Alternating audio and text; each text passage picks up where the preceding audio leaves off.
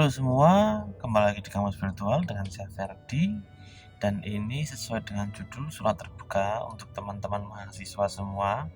Karena saya membuat video ini juga hitungannya mendadak, unexpected, tidak sesuai dengan apa yang saya rencanakan. Dalam arti saya itu berencana untuk membuat video tentang perkuliahan, tapi ternyata ada hal lain di luar perkuliahan yang banyak terjadi. Dalam arti biasanya saya membuat video materi ya, review buku untuk kebutuhan teori analisis, tapi ternyata saat ini itu ada hal yang lebih urgent daripada itu, yaitu terkait dengan plagiarisme. Jadi di perjalanan ini tadi waktu saya mau ke nongkrong ya, ini sih lagi sampai di tempat nongkrong ini.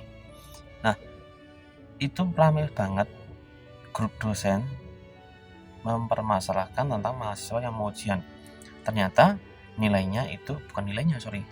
hasil nilai atau hasil angka Turnitinnya itu rendah, tapi setelah dicek oleh penguji yang lain atau dosen yang lain tinggi. Nah, ini menjadi sebuah problem. Dipikirnya KP mahasiswa ini jujur, dosen ya polos banget dalam hal ini, ngopo kok langsung percaya ora dicek dhewe gitu ya.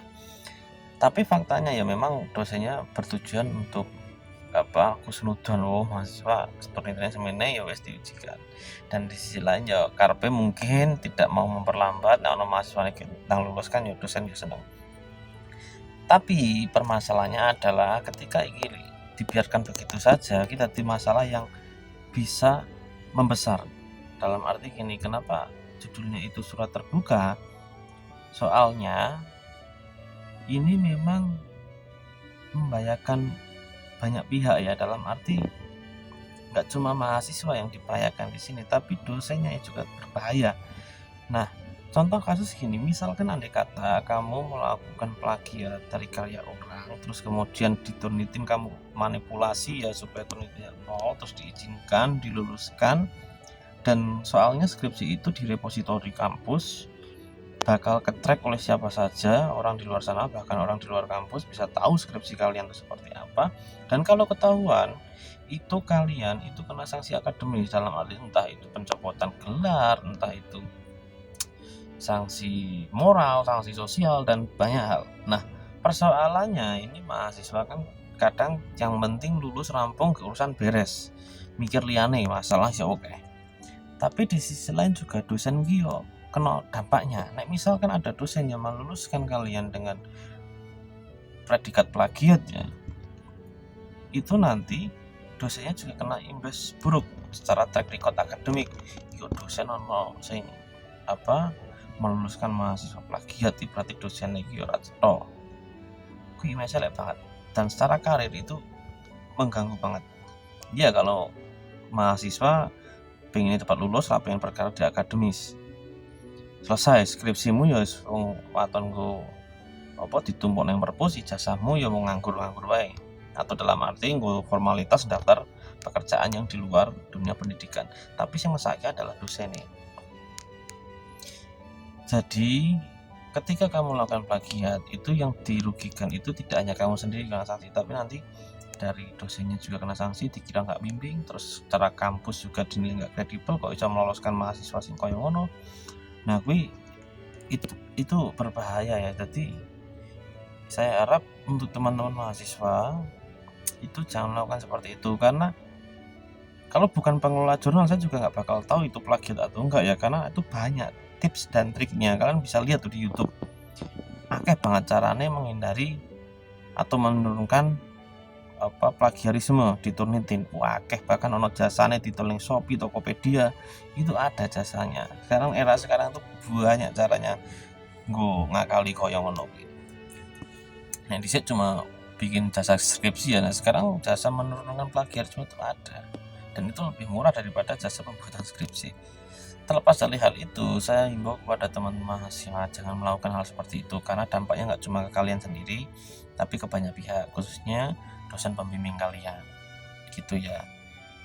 Ya, saya juga bukan bermaksud ke bela dosen juga, tapi memang kasihan juga ketika dosen kan karirnya wis akademis, ono sing koyo ngono kan track record akademiknya kan jelek. Jadi saran saya untuk teman-teman mahasiswa, meskipun dosen mungkin nganyeli, bikin emosi, memperlambat kinerjamu atau skripsimu, cari sulit, tapi jangan sampailah kalian melakukan plagiat.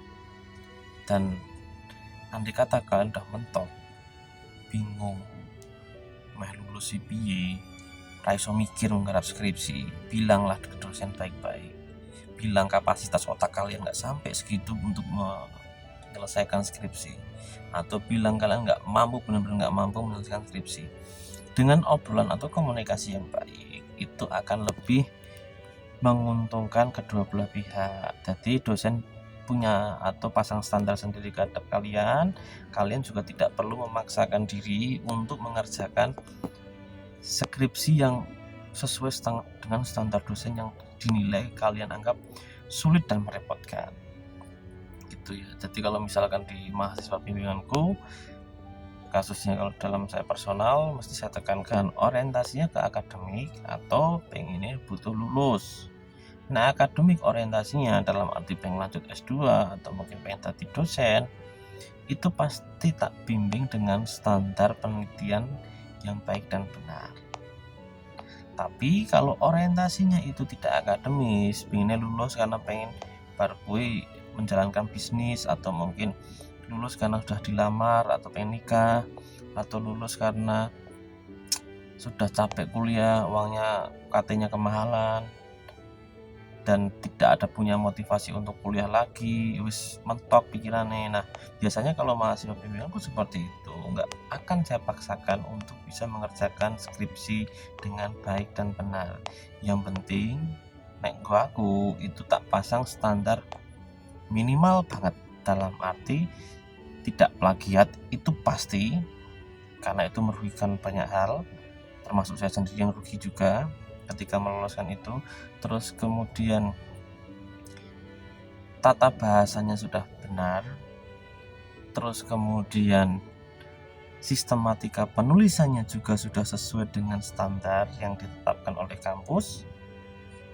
Udah nggak usah muluk, biasanya saya cuma seperti itu. Dan biasanya kalau ada mahasiswa yang ngomong beran seperti itu, ya saya turunkan standarnya dan saya tidak akan ngomong ke mahasiswa yang lain kalau ada mahasiswa seperti itu.